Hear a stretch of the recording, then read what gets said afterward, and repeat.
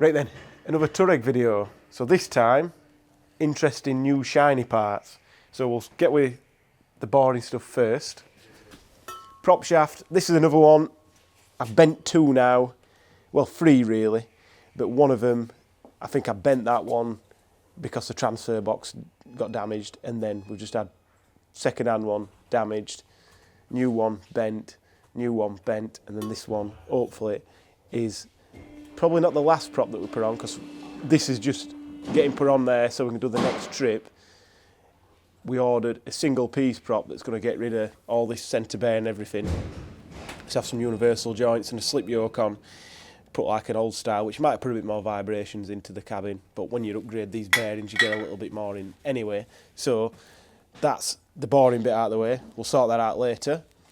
So then, not sure if we're going to get time to put these on before the next trip. We can maybe have a look and see how much of a pain it's going to be. But we reached out to this company here, Precom or Precom or whatever you want to call it. Don't really translate too well into the English language, I don't think. How very dare you! But if you've got that problem, don't worry about it. So these are quite an interesting thing, which in the time since we got these, we should have had it by now, but our DPD driver likes to take a picture of his unit when we're all working outside and say that we're not in.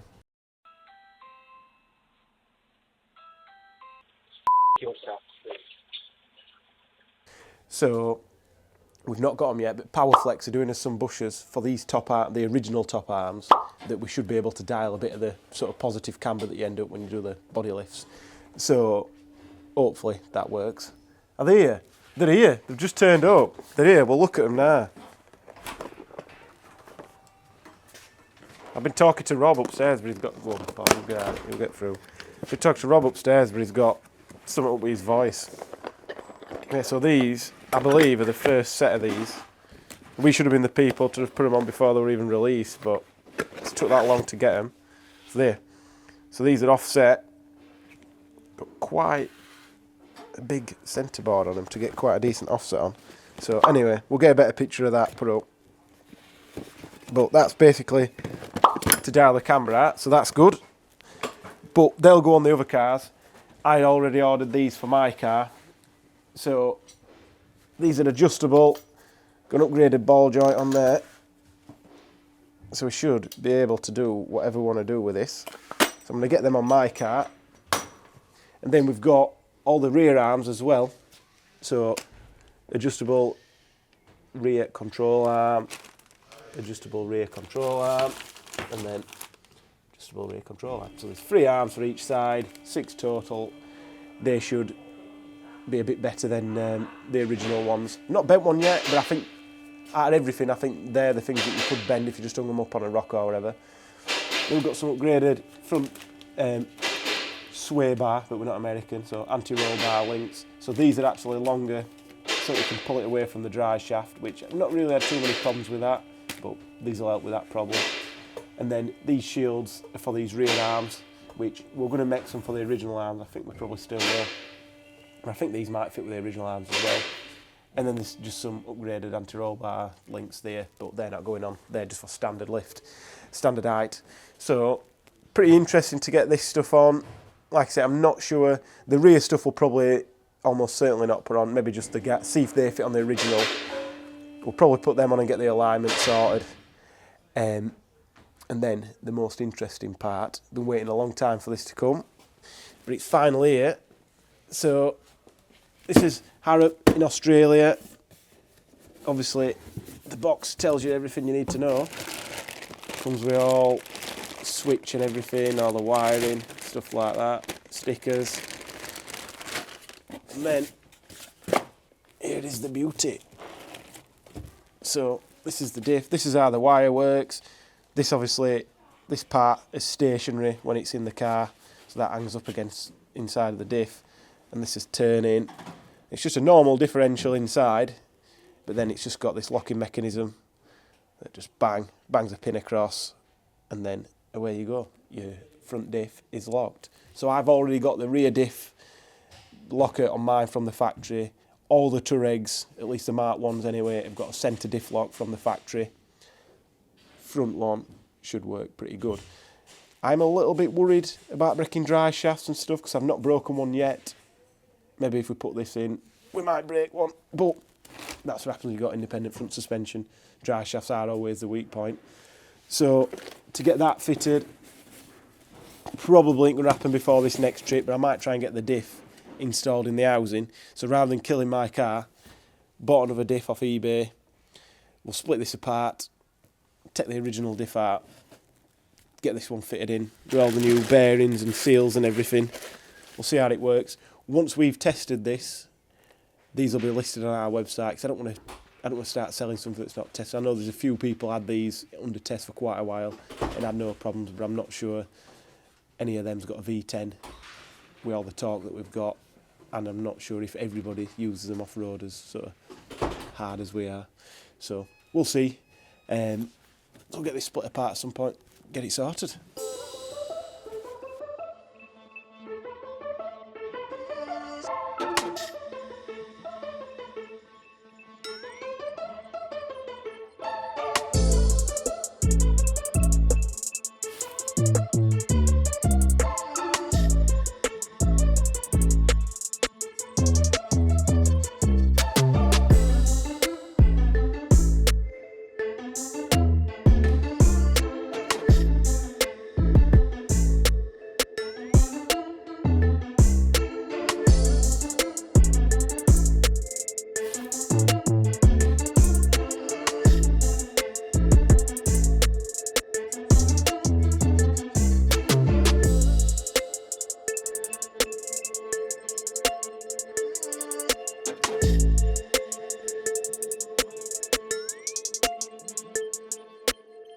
So, prop shaft is on, but we've had another problem.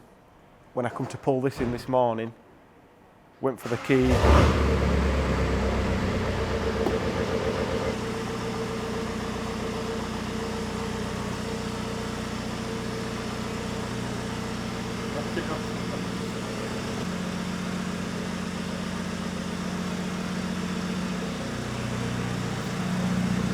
Two minutes I'm filming.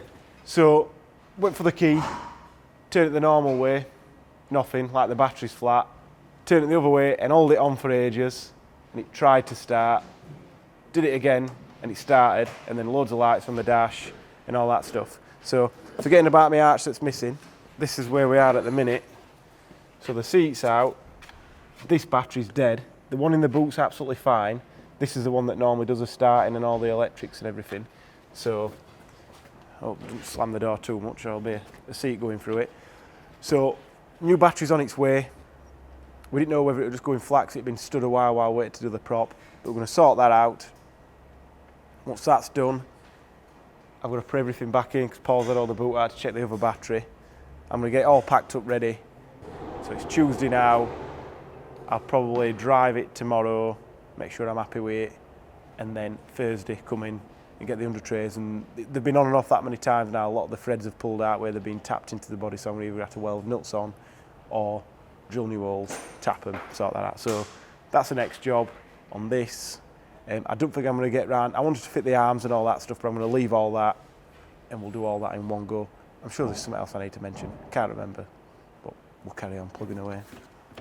Harry's kindly took all these under trays off, which took me forever to put on, and drilling all bolts and messing about last time to try and make it better, and it still isn't the best. But anyway, another part's finally arrived. So this is a single piece prop shaft.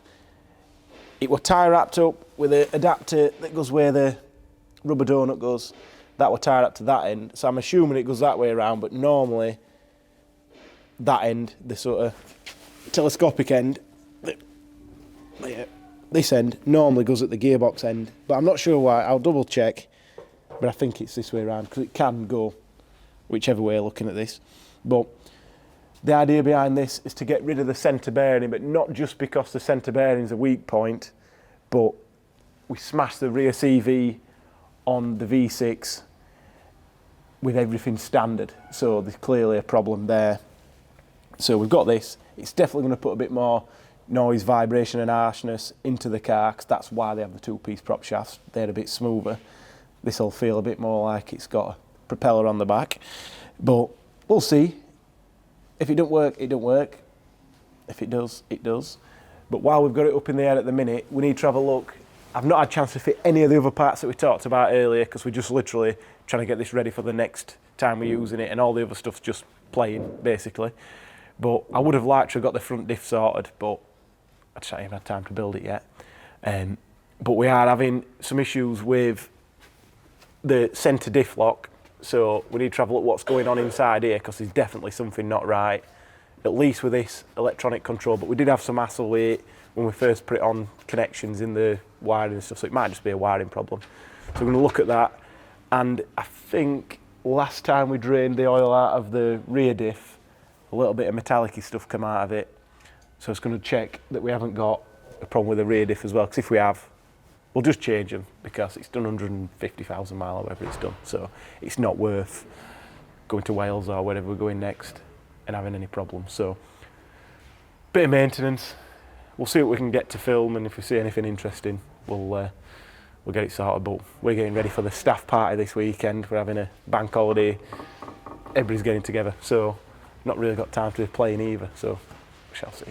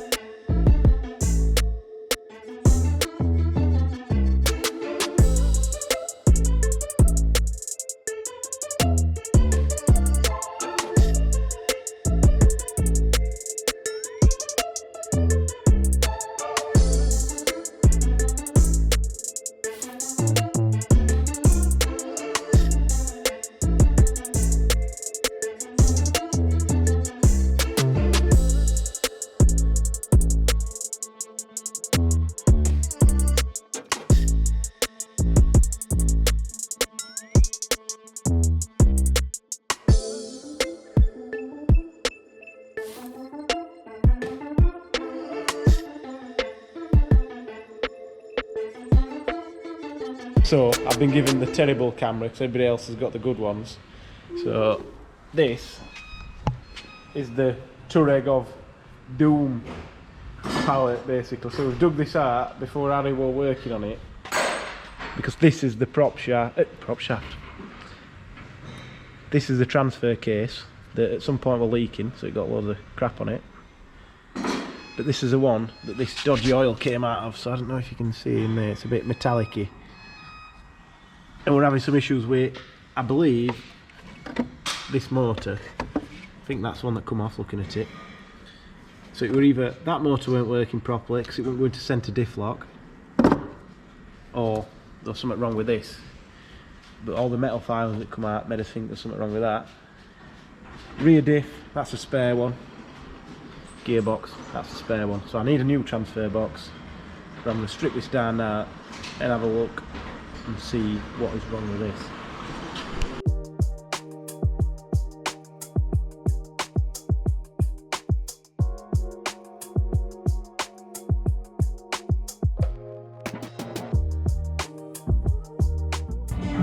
That's the magnet.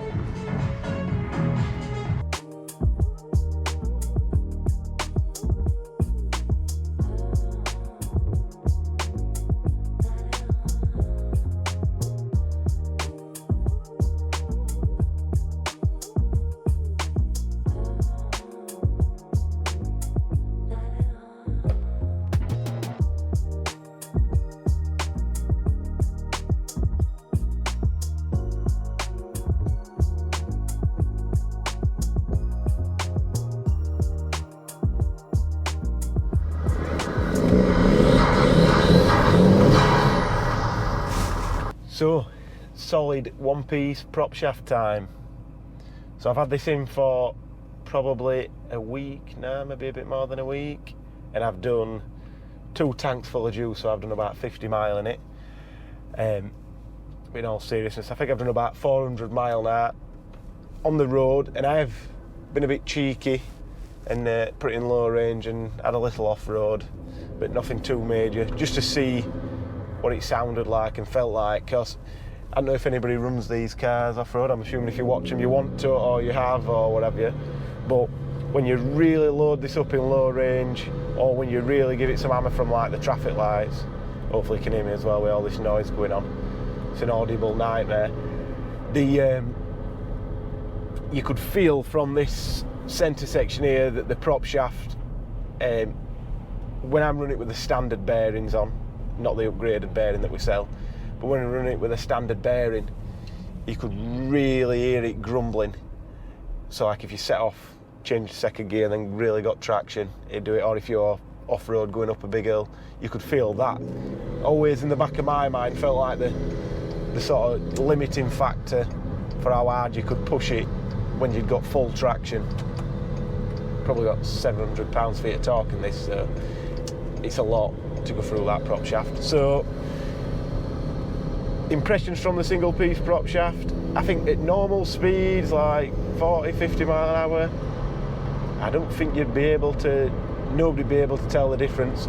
Once you're getting up to 70 mile an hour on the motorway and you're getting cracked on, you can definitely feel that there's something in the middle. Like, I don't know if people have drove like a Sprinter van, Crafter van, that sort of thing, rear wheel drive, sort of old school type vans.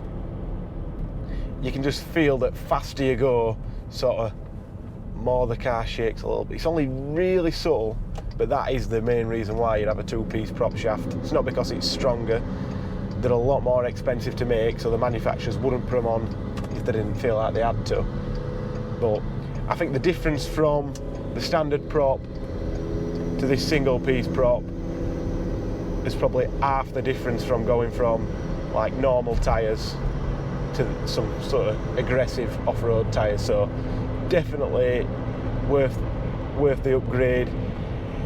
If you want that in between where you don't want really any more vibrations and stuff, and you've just got a dodgy centre bearing on your original prop shaft that's lasted pretty well, then go for the upgraded centre bearing. That's what we run on all the customer jobs if they're not sort of off-road cars. But if you're going off-roading, if you watch the video from Scott's Touareg, I'm not sure if I explained it very well when we're off-roading, but I was going up quite a steep hill, hit a little bit of a jump, and as the front wheels dropped back down, bang, I didn't know what had happened at the time, but the rear CV joint on the rear prop shaft, so the one with the bearing in, that had all smashed, so I got no drive. Well, I think it snapped the shaft on the actual prop shaft, so I got no drive to the rear wheels. So to get me home, I could have put it in centre diff lock, took the prop off and driven home, but I got George with me quite late in the day. We just rung his mum and she come and got us. But yeah, these prop shafts, I think I've had 3 on this now. The first one, the centre bearing went dodgy, and it was before we got the new bearings, so we changed it. The second one, I twisted it before I had a chance to put the centre bearing on, which I'm glad, because I wouldn't have got a warranty on that one. And then the next one, the centre bearing failed on that one, and that one got swapped for another one that's been fine up to now, to be fair.